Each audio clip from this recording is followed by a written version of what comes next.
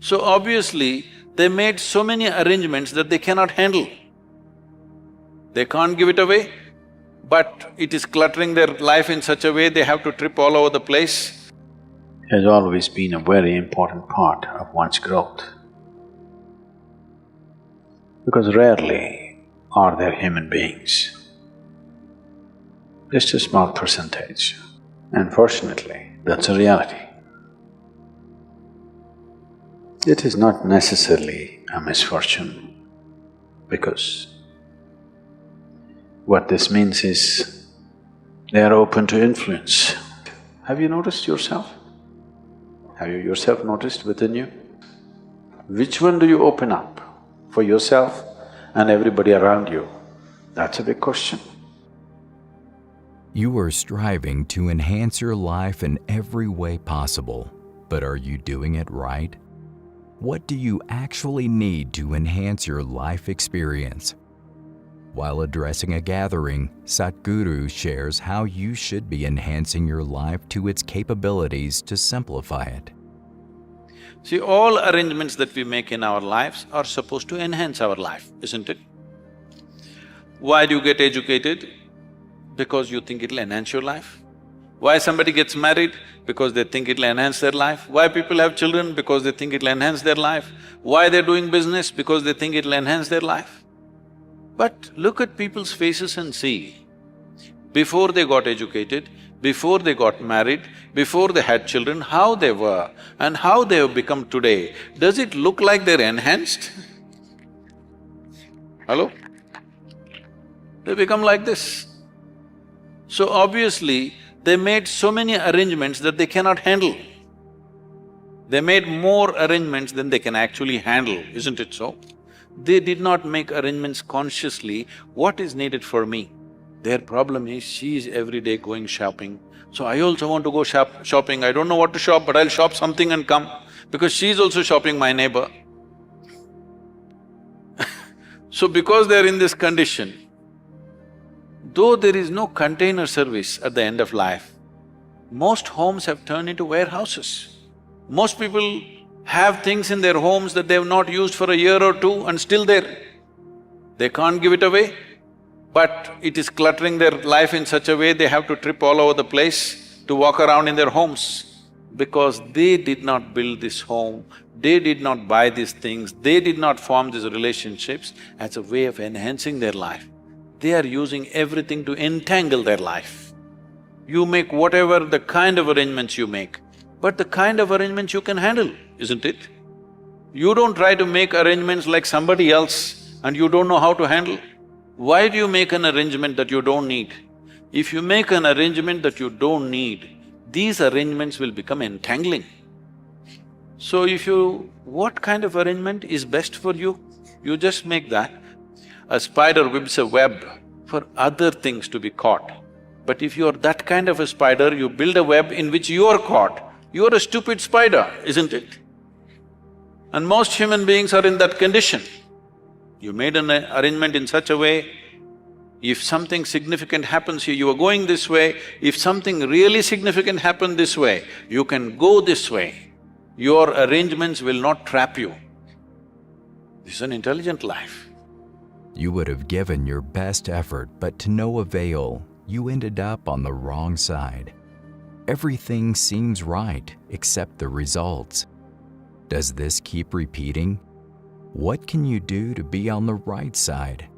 Listen to Sadhguru as he explains why things go out of control and how you can turn the tide once and for all. If you just happen to be in the wrong type of ambience, negative things can hit you. To always end up in the right place in your life is a certain talent, don't think it's luck.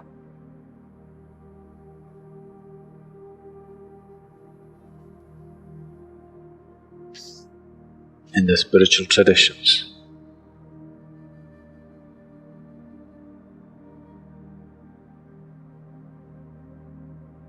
in any spiritual tradition, always Sangha, an association, or to be in the right kind of company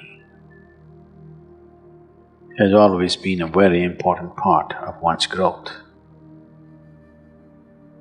Because rarely are there human beings, just a small percentage, who, irrespective of where they are, they will still stay on course. All other human beings need support. If they're not in the right company, there's very little chance of them doing the right things. Unfortunately, that's a reality. It is not necessarily a misfortune, because what this means is they are open to influence. It is the responsibility of the social fabric to create the right atmosphere for every individual, to grow towards what is beautiful for the individual and for everybody else around him. But not always, or rarely, societies conduct this responsibility.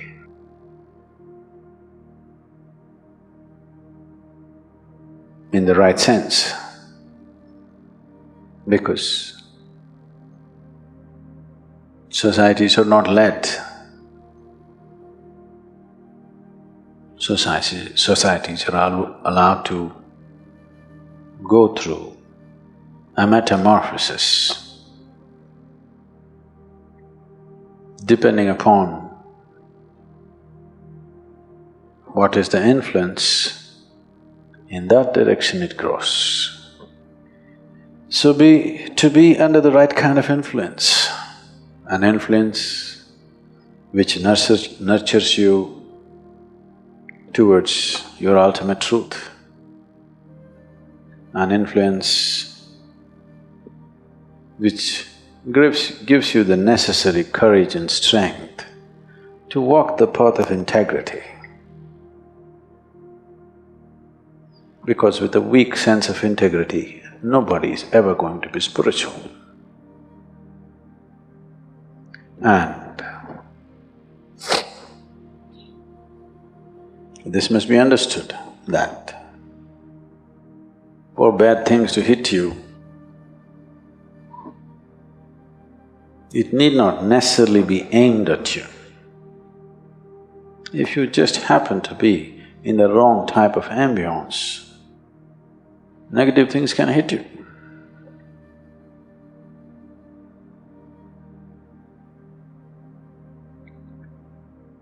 That reminds me, two terrorists were preparing envelope bombs, postal bombs. After having done quite a few, one asked the other, "Have you filled enough? Do you think we have filled enough RDX into the envelopes?" The other said, "Why don't you open it and see?" He said, "Oh, it will explode if I open it." I said, "You fool, it's not even addressed to you. It need not be addressed to you. You open the wrong can, it'll blow up in your face." This is so in the world, this is so within you.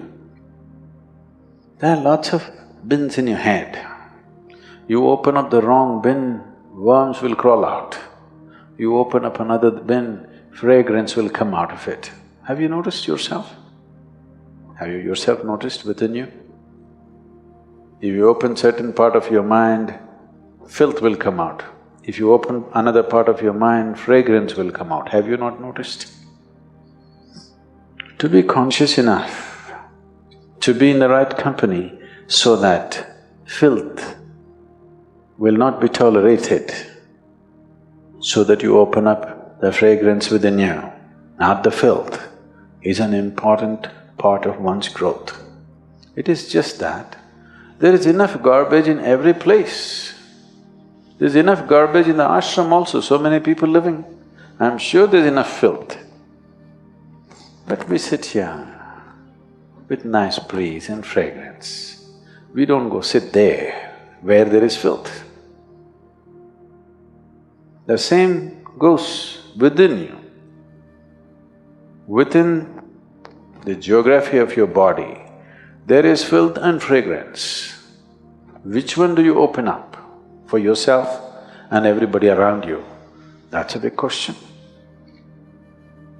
That takes a certain level of awareness and a certain company. If you go around the ashram,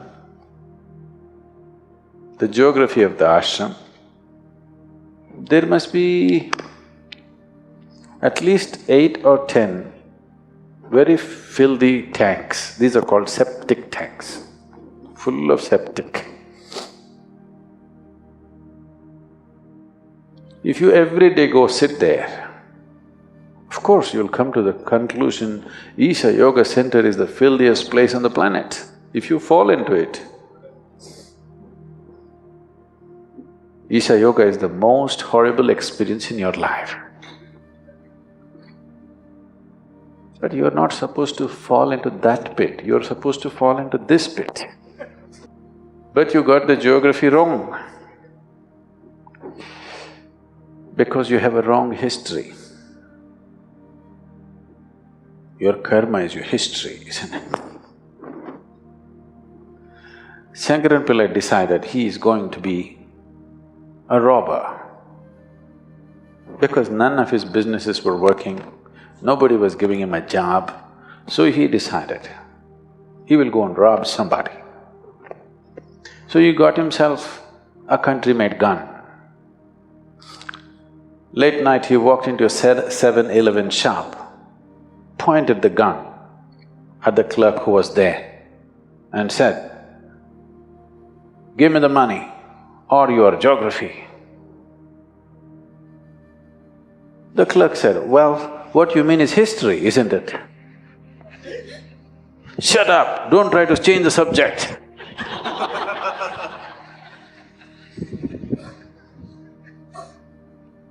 No, we are not talking about different subjects, there's only one subject, that's you. But you can either fall in this pit or that pit. That will be your experience of life. So to fall into the right place, it is a certain talent. You have to grow into it, you have to mature into it. You always know how to be in the right place. If you're in the company of truth, your interiority is pleasant. If your interiority is pleasant, naturally pleasant things come towards you. And you will also have a tendency to move towards pleasant things. If you make your interiority unpleasant, you will attract unpleasant things.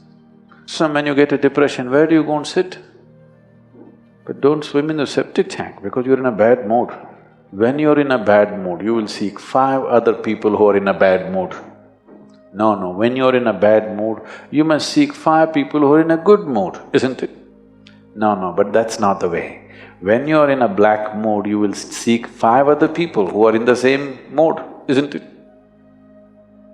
That's just like going to the septic tank for a swim because you're depressed. The wrong way to handle life, that's all. I'm not saying you should not do it. Just not in your favor, that's all. It is just that you have become so self-sufficient, you don't need any enemies anymore in your life. That's a lot of self-sufficiency. It will not be, fragrance of a jasmine upon the spring breeze, no. It will be an uphill task, a battle, all the time a battle. You start at whichever level of truth you know. You don't have to start at the ultimate truth, you cannot. However you understand truth, you start with that. You understand truth as, let's say, speaking truth. Please start with that. You understand truth as being gentle to everything around you. Start with that, it doesn't matter where you start. Whichever way you understand truth, you start from that and see how to take a step every day. That's it. Take that step every day and you will realize the things you have missed so far. A better life is not always a sophisticated one. There are other, simpler methods, as you saw today, that can create a joyful life.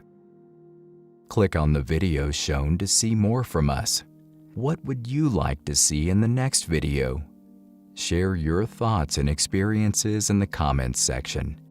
Like, share, and subscribe to our channel. Thank you for watching.